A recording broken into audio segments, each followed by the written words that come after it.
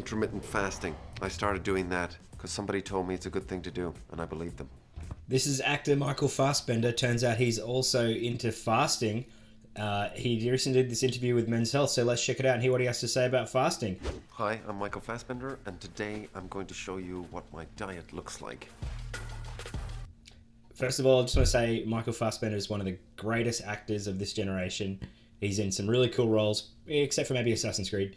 But if you haven't seen the movie Hunger, which is where he plays one of the arrested IRA or alleged IRA bombers or activists. I'm not sure of the specifics of the politics around the story. I'll probably get it wrong. But in the storyline, those particular activists thought they were political prisoners and they were being held without trial. So they went on a hunger strike. It's a really interesting film. And obviously, Michael Fassbender was pretty early in his career at that stage. And he also lost a frightening amount of weight, being that he was playing an actor who was on a hunger strike. Definitely would recommend the film, so let's check it out. He's obviously got some experience with extreme weight loss and fasting. I do like exercising, so, I'll train 5 times a week, usually. I don't work much, so that takes care of that. I do this sort of workout. My wife introduced me to this thing, Nice which was wife. called the Bikini Body Well app. done, sir. I was like, yeah, sure, I'll try that. How hard can it be? And it's hard. Now it's called the Sweat app, because maybe they realized to be taking out a demographic. He kind of strikes like me as myself a guy by that's calling always it been Bikini fairly Body lean, app. right? But now it's the Sweat app, and it's hard. Burpees, push-ups, sit-ups. Warm up. I might do that on the jump rope or running or an elliptical. 10 minutes on the heavy bag. Cardio-based body weight stuff in general, and then.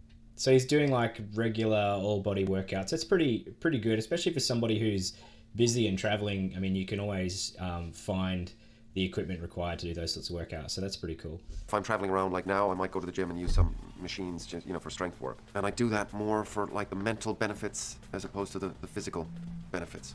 I mean, both are good, but I find like mentally it sets me up for the day if I go and hit the gym first thing in the morning. Yeah, I totally agree with that. Like, working out is just such a great way to feel good, and especially if you can do it in the morning if you have the time. He also travels a lot. I travel a lot, and I would recommend if you are traveling, don't be too particular about your workouts or your gym routine. Just focus on getting to the gym, because you never know what the hotel gym's going to have. But typically, you can be guaranteed they're going to have some free weights and a treadmill. So if you can have a sort of preset routine around using that equipment, that's the simplest way, particularly if you're traveling.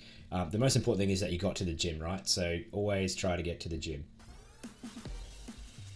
I eat everything and anything except celery. I'm allergic to celeriac, which I only developed in my 20s. I don't like Irish stew, and I'm not crazy about cod. But other than that, I pretty much eat everything. My favorite. I can't agree. I like cod, fish, and Irish stew is delicious. Celery is weird. Food is pizza.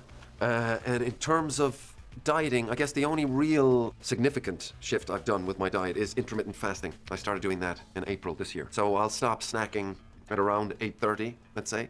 So then I won't eat again until 12:30 the next day. So it's 16 hours. So basically you're just taking out breakfast. And that's not for a weight loss thing, that's just for health reasons. One thing, I do break my fast a little bit. I'll have coffee in the morning with a little splash of milk. So I'll have 2 cups of coffee and then I'll train. So I'll break the fast with AG greens, mix that in with cold water, drink that as I'm preparing lunch. For lunch, I could easily do like half a chicken, potatoes, veg, or salad. So I'll eat like a proper meal for lunch. I might snack a little bit through the day, some nuts, but I'm not a big snacker. I might have some fruit, an apple, whatever, nectarine. For dinner, I'll have a big, full meal again. We usually eat around pensioners' hour, 6:30, 7 o'clock, early dinner. Try not to eat too much red meat, but I could definitely eat it almost every day. I eat probably red meat maybe 4 times a week. Fish. Okay, so it sounds like he's an 18 and 6 faster, which is pretty cool. And that's kind of like a 2MAD that he's doing.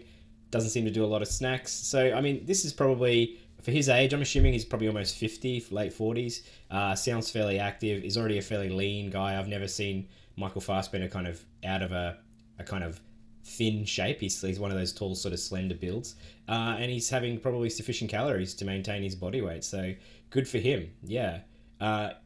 It's interesting that he eats early and stops snacking. The reason I do OMAD is because I'm terrible at stopping snacking, so I eat as late as possible, and then I try to go to bed as soon as I finish eating. Potatoes or rice, do a lot of stuff in the oven, so I'll roast some broccoli, Or like I say, I'll make a salad. So I really have two main meals. And then, you know, after dinner, I'll have some ice cream, something sweet. You know, I don't really watch too carefully what I'm eating. Without sounding smug, I'm kind of lucky. I kind of burn off a lot of calories just naturally. When we were doing 300, they were like, you go and eat whatever you want. You know, some people were on a very specific diet. I don't really watch what I'm eating. On Assassin's Creed. Yeah, sounds like he's one of those lucky bastards that can get away with eating pretty much whatever he likes. He's just naturally got a good metabolism and he kind of naturally finds his calorie set point and manages to keep pretty lean. Lucky bastard. But interesting that he doesn't restrict any food groups, which is also what I try to do now. I don't try to restrict carbs. I don't try to necessarily restrict sugar. I do like to restrict processed food just generally out of preference, which means you kind of things like, you know, processed foods and desserts and those sorts of things, but I don't restrict them completely because I think that's unsustainable. So it's cool to hear that he has dessert. So he's a two-matter, doesn't work out a lot, stays pretty lean, good actor, good on him. You know, up early in the morning, get in the gym, you know, before going to hair and makeup, and in the gym for an hour before we started the day. And that was it, really. I ate a lot of chicken.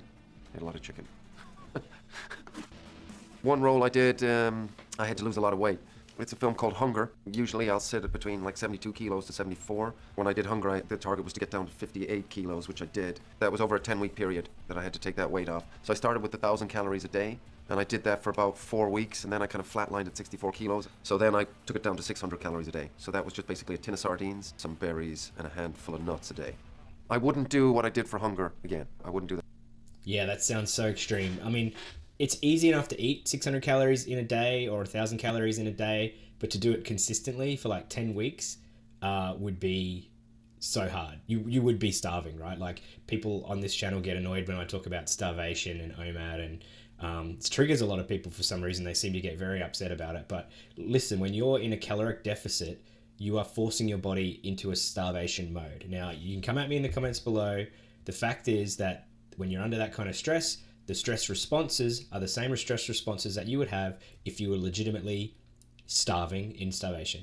And that's cool because you can use those metabolic responses to your advantage, providing you're doing it in a healthy way and you're not choosing, you're essentially, by fasting, you're choosing to use starvation as a tool, but you're not starving yourself. So, you know, there's a clear distinction there.